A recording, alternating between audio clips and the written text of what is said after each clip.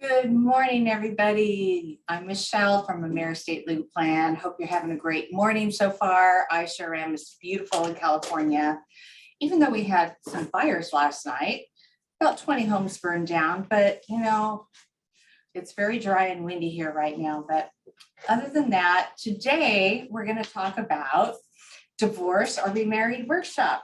And what you need to know if you are going through a divorce or in what I call the 4 stages of divorce. The first thing I want to say is we're not going to be taking questions during this webinar, but please feel free to pop your questions in the link, or I think there's a chat box there, and we will get back to you because we want you to be fully informed about this subject, because we get an awful lot of calls, existing clients calling us wondering what to do now that they're getting a divorce. So I just wanted to make sure that you know that we can cover this subject, and we're going to do it in about 30 minutes. So today I'm going to share with you the 4 stages of divorce. Yes, there are 4 stages of divorce. Stage 1 is considering a divorce. Stage 2, you're in the middle of the divorce. Stage 3, your divorce is final. And stage 4, getting remarried, because that happens a lot. So stage 1, if you are considering a divorce, here are a few things to think about before your petition is filed. Take all the money and run. No, just kidding. Don't do that because you will get caught, seriously. But if you already have a plan in place with your spouse, start thinking about at least updating your powers of attorney right now, because those documents are your private documents. And when I say powers of attorney, I'm talking about healthcare power of attorney and your financial asset power of attorney. So you can also take it a step further if you want, but the basic thing you should be doing if you're considering a divorce and you're pretty much sure that it's going to go through is you might want to consider at least updating those 2 documents, because if you become incapacitated, end up in the hospital, and you might be fighting with your spouse, they might not be the people that you want to make healthcare decisions for you, right? So just consider that, and I'm going to go into that a little bit more in the next stage. Okay, stage 2, you're in the throes of it. You're in the middle of that divorce. You're fighting it out. You're with the attorneys. You're basically, looks like this thing is going to happen. So again, if you're in the middle of divorce, get those powers of attorney updated. A lot of people call in and say, can I go ahead and do a living trust for myself, even though I am not divorced right now? And the answer to that is yes. A lot of people want to complete the whole document again, just with themselves, because they will be ready when the divorce is final to receive whatever assets are coming to them after the divorce. And so the key thing to remember here is if you are married and you have an estate plan, if you have an estate plan already with your spouse, you can set up another living trust, put your trust in place, do a new pour over will, get your new powers of attorney done, name guardians for your kids if something happens to your spouse. But you're going to hold that trust and you're not going to put anything in it until the final decision is made and the petition is filed and the divorce is final. Okay, so we can have that document ready for you to receive assets once that divorce is final and the judge declares who's getting what. Okay, the third stage is your divorce is finalized. And here again, some people don't have a trust when they get divorced, and some people have a married trust. We find a lot of our clients call in and they're getting divorced and they already have a trust. And the questions are, what do I do with my existing trust? I'm divorced now. And what do we do with this married trust that we put together? Well, the smart thing to do is you're going to want to revoke that existing trust, because basically whatever the judge says and whatever is finalized, that trumps a trust. So if you have a trust together as a married couple and you have all the plans, who gets what and all that, and when you get divorced, the judge has decided maybe one spouse gets this property, this spouse gets this property. So if you haven't set up a new trust and something happens to you, the old trust is not going to govern. It will be the divorce decree, and in the divorce decree, it will say who gets what property. But the problem with that is if you don't have those assets into your new trust, those assets will now go through probate. So it's really important to plan ahead when you're going through these stages of divorce, to think through it. You know, maybe I should go ahead and just get my trust, my new trust set up. So when that divorce happens, whether it be in 3 months or a year or whatever, you're ready to go and you have your trust. But the key is, do not put anything into your trust, and don't even touch your life insurance policies, your 401ks, your IRAs, annuities, things like that. It has to remain neutral the way they're titled right now until that divorce is final. When the divorce is final, you can start loading up your trust. We call it funding your trust. It's like your suitcase. You're setting your suitcase up to receive those assets once the judge approves and the divorce is finalized.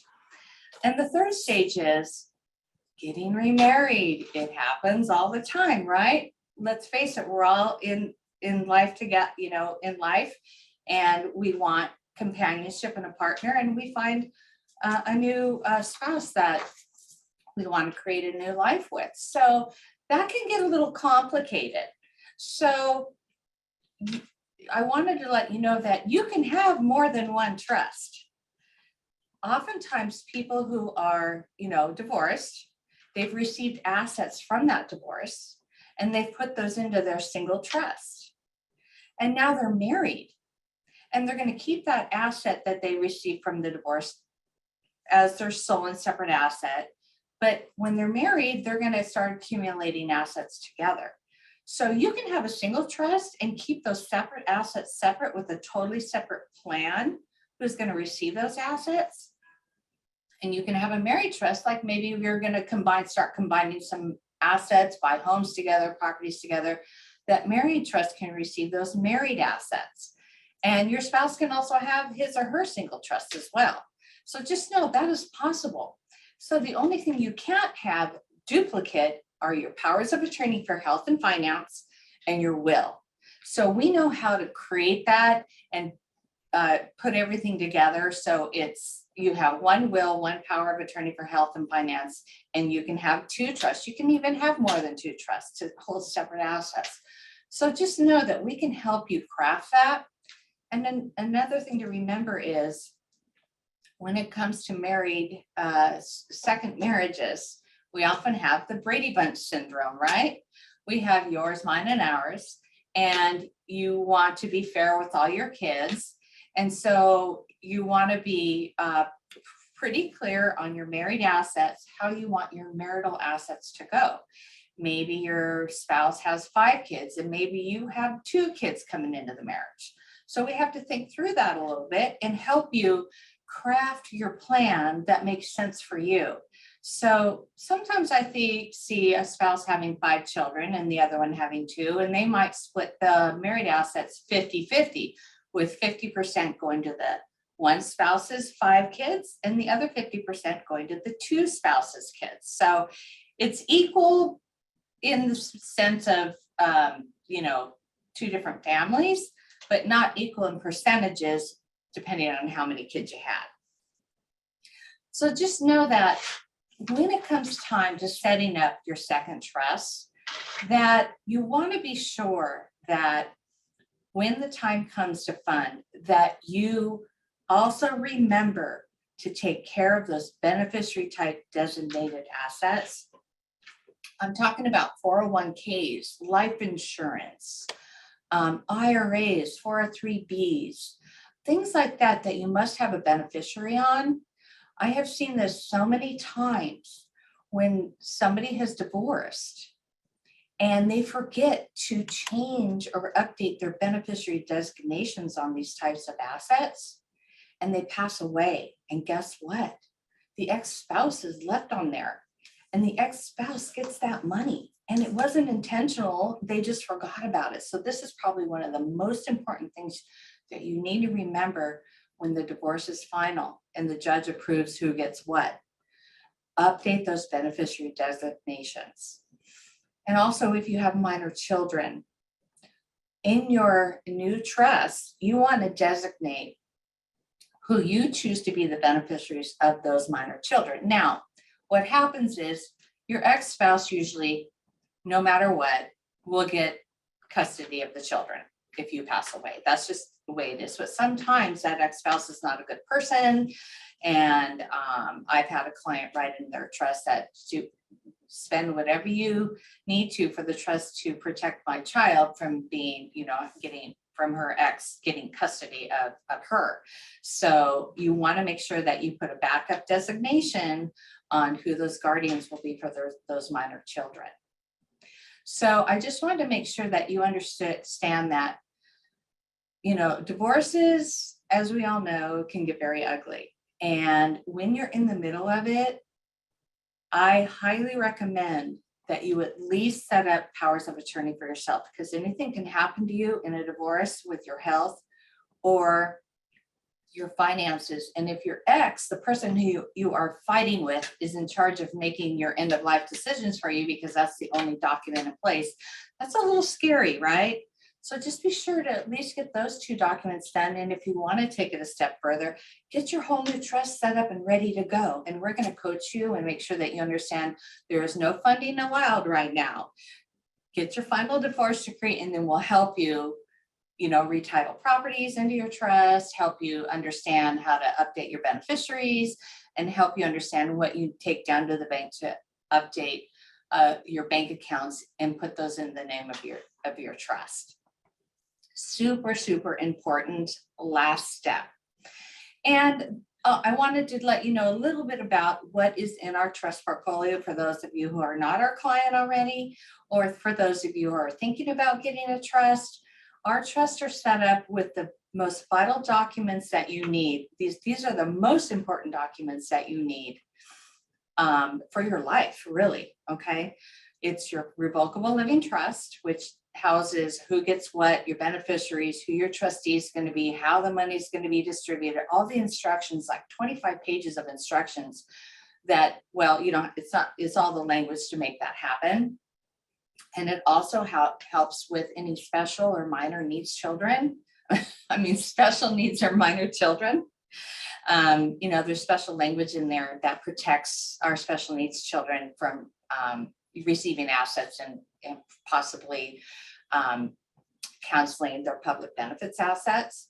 So you're also going to get what's called your nomination of guardian, your powers of attorney for healthcare, your powers of attorney for finance, your and complete notary service that we will send a notary to your home to get all your documents done. So it doesn't matter where you live in the states that we are in, we can help you. So you don't have to be next door to where we are here in Costa Mesa.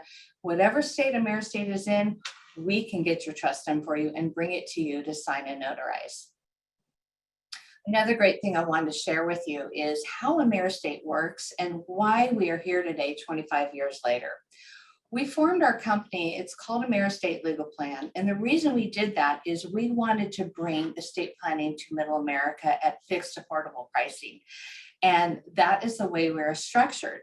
So every single client that works with us to set up their estate plan talks to the attorney, and that is done over the phone. We have negotiated excellent rates for our estate planning attorneys to talk to you, because we're bringing you to them. They don't have to go out and find you themselves through their own marketing. We're doing that part. So we're able to negotiate better rates with them. And also, because of the way we're structured, we can bring you other advantages and services that most attorneys would charge you about $3.50 an hour to do. So with the legal plan, when you join the legal plan, which is included in your estate planning service that we're doing, you're going to get access to a nationwide network of attorneys if any other matter comes up in your life. So it doesn't matter where it is and what state it is, we can help you get in touch with an attorney who's specializes in that area of law. We're going to do free, simple changes and amendments to your trust. So you just call us and say, I need to change my beneficiary or my successor trustee. Guess what? It's not going to cost you $300 to $600 to do that or more. We're going to do an annual review with you every year on your trust to see what you have maybe bought or sold, or if you had a new child, or maybe somebody passed away and you need to change your successor trustee or beneficiaries. We're also going to give you a 25% discount on any other legal service you need when we refer you to an attorney. So most attorneys charge right now, on the low end is about $350, maybe $250, but I don't see that anymore. They're usually charging about $600 an hour now. So if you need an attorney for any other matter, you're going to get 25% discount off their hourly rate. So it's really good to stay in that legal plan.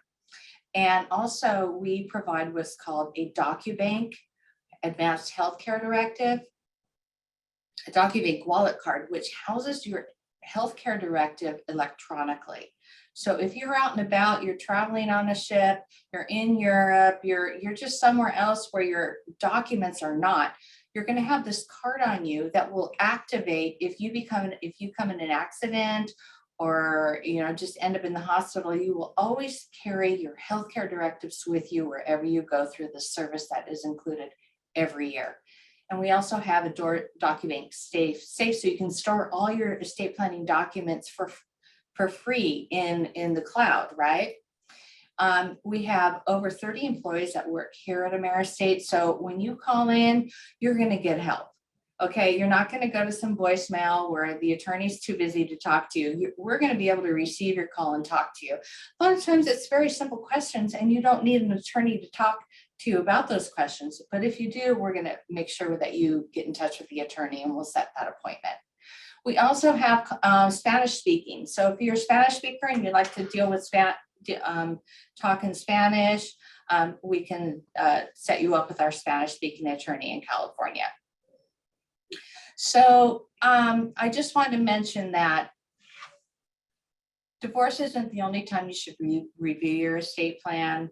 A good rule to follow is reviewing your plan every 3 to 5 years, but we offer a yearly review at no charge, as long as you're in that legal plan. And the legal plan, by the way, is $150 a year. It's not mandatory, but it's something that our clients really like because they know they can pick up the phone and call just for the simplest of questions. So just know that it's really a valuable thing, but if you don't want to renew it, that's okay too. But we would hope that you would, of course, because we want to be here for you and be able to answer your questions quickly when you call. So I hope that I have helped you understand a little bit about what happens during divorce and the things that you can do in the middle of a divorce and things that you shouldn't do in the middle of the divorce, like putting assets into your own trust. We can't do anything like that, but you can surely set up your own trust like before, during, or after your divorce is final. So just know that we're here for you. We want you to feel comfortable about talking about these things with us. We're very passionate and considerate of your time, and we just want you to know that you have a place to call home when it comes to all the things estate planning. So with that said, I'm going to say goodbye and continue on with my day. And hopefully, if there's any questions you have, please put those in the chat and we will follow up with you. And thank you so much for your time.